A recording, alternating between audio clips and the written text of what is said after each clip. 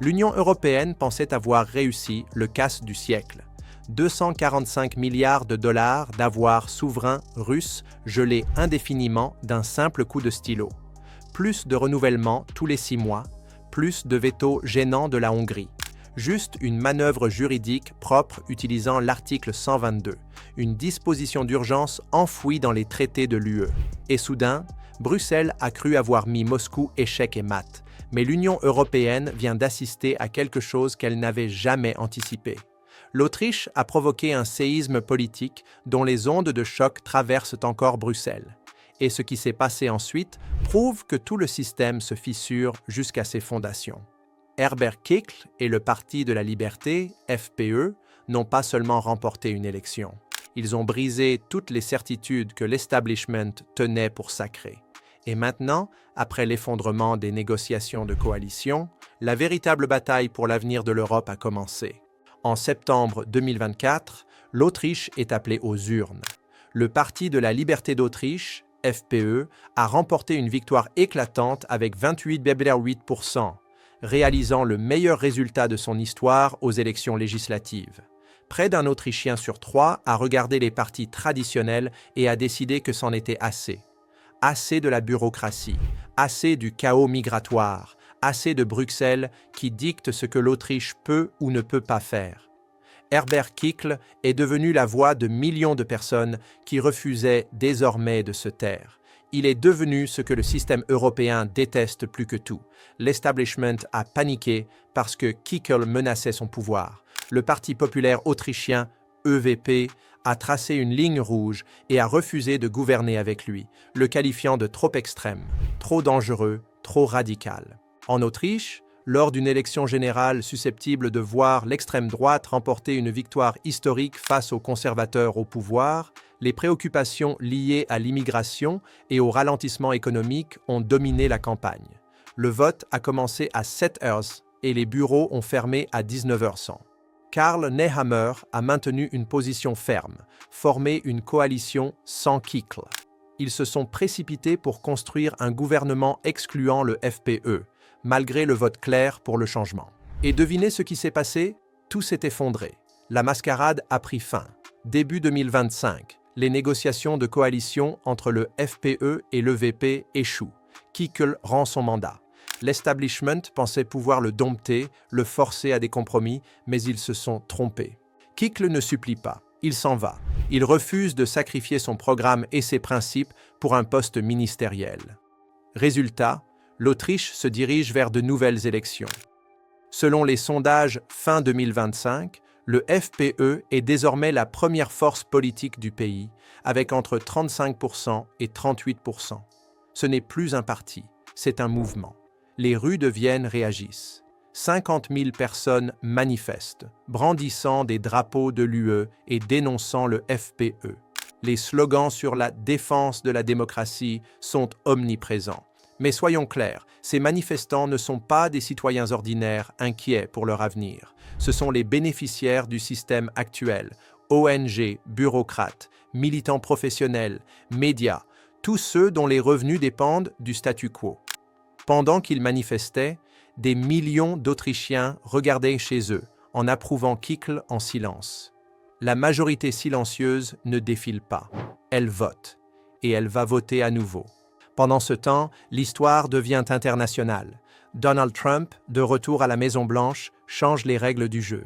Un document confidentiel de la stratégie de sécurité nationale américaine a semé le chaos à Bruxelles.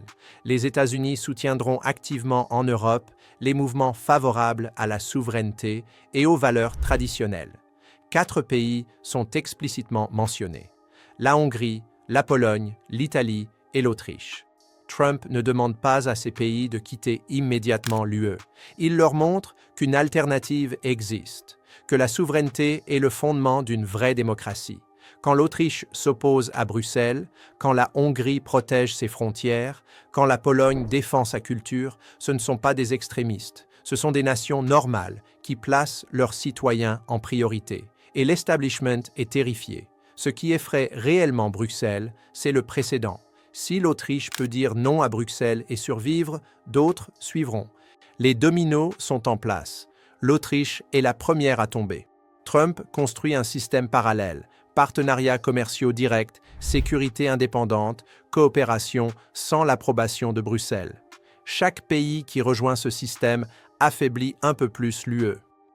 Quand les médias qualifient Kickel d'extrémiste, posez-vous la question. Extrême pour vouloir contrôler l'immigration, extrême pour défendre la souveraineté nationale, extrême pour placer l'Autriche en premier?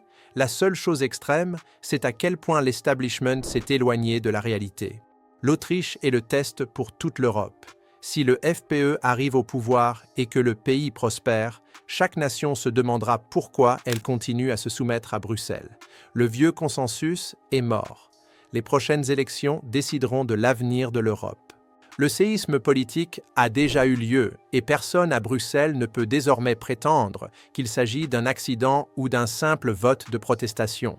Ce qui s'annonce n'est pas une crise passagère, mais une transformation profonde du paysage européen.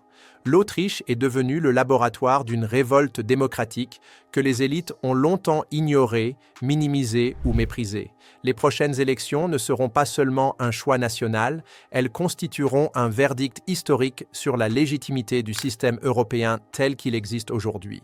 Si le FPE accède au pouvoir et que l'Autriche démontre qu'il est possible de résister à Bruxelles tout en restant économiquement stable et politiquement souveraine, alors l'effet domino sera inévitable. Chaque gouvernement, chaque parti d'opposition, chaque citoyen européen se posera la même question.